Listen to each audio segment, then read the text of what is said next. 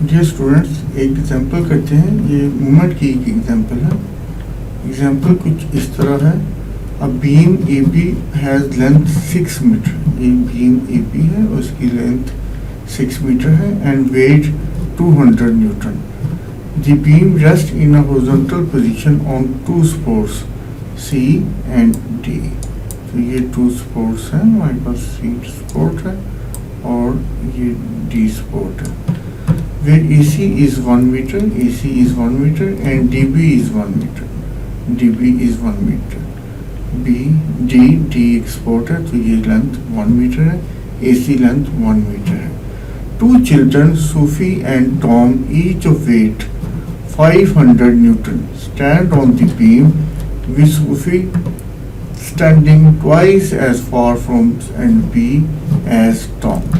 तो टॉम यहाँ पे स्टैंड कर रहा है, उसका वेट 500 न्यूटन है और सोफी यहाँ पे स्टैंड कर रहा है, उसका वेट 500 न्यूटन है।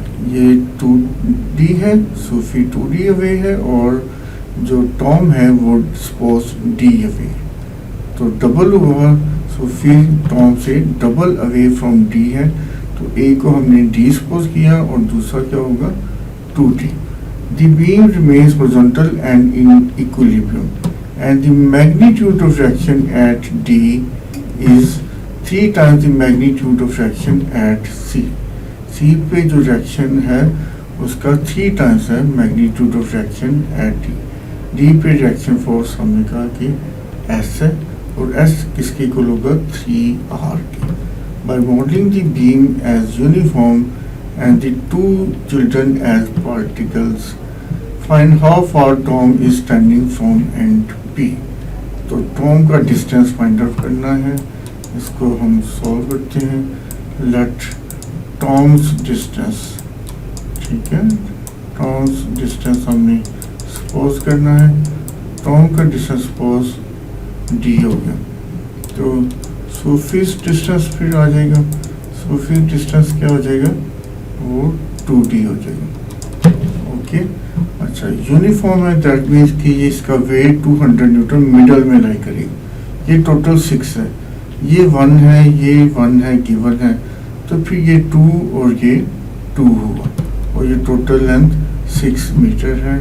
टॉम का वेट 500, सोफी का वेट 500 और इसके डिस्टेंस D एंड 2D, जबकि रिएक्शन फोर्स जो D पे है वो thrice the reaction force at C है। तो दैट में यहाँ से इक्वेशन हमारे पास आ गई कि S is equal to 3R।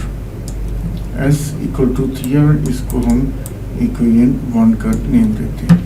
अब फर्स्ट कंडीशन ऑफ इक्विलिब्रियम लगाते हैं कि upward forces equal to downward forces, क्योंकि ये बीम हॉरिजॉन्टल है और ये इक्विलिब्रियम है, तो फिर फर्स्ट कंडीशन अप्लाई हो सकती है।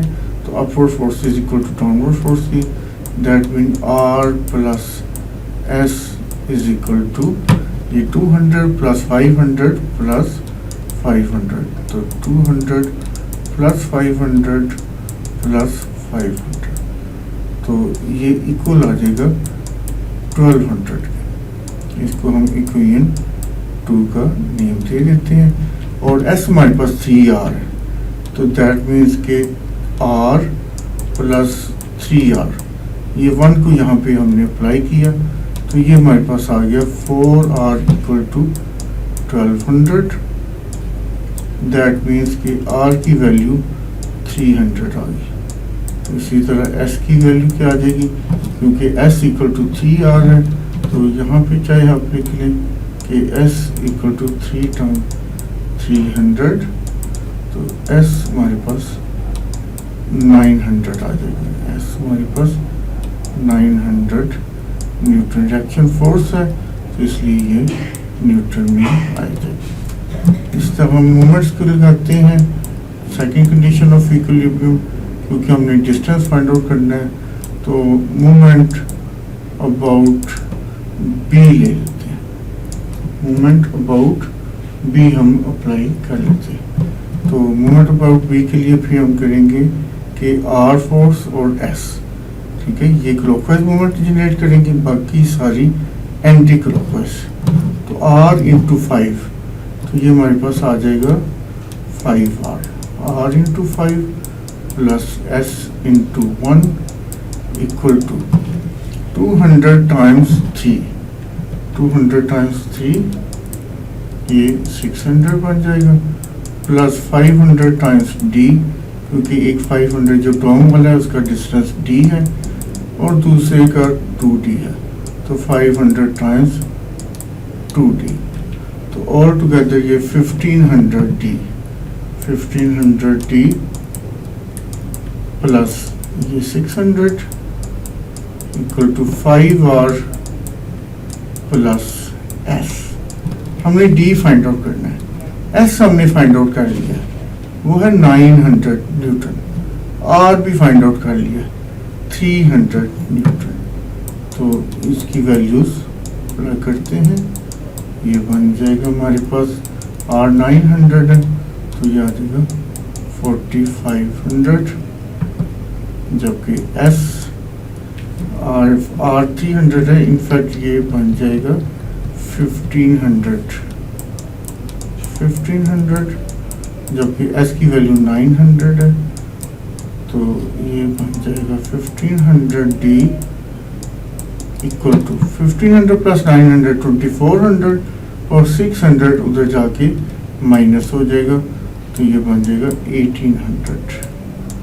2 zeros कैंसिल कर सकते हैं, d किसके इक्वल आ जाएगा 18/15, 18/15, that means कि d equal to 1.2, that is 1.2 metre, यानी कि जो टॉम है वो 1.2 मीटर स्टैंड करेगा।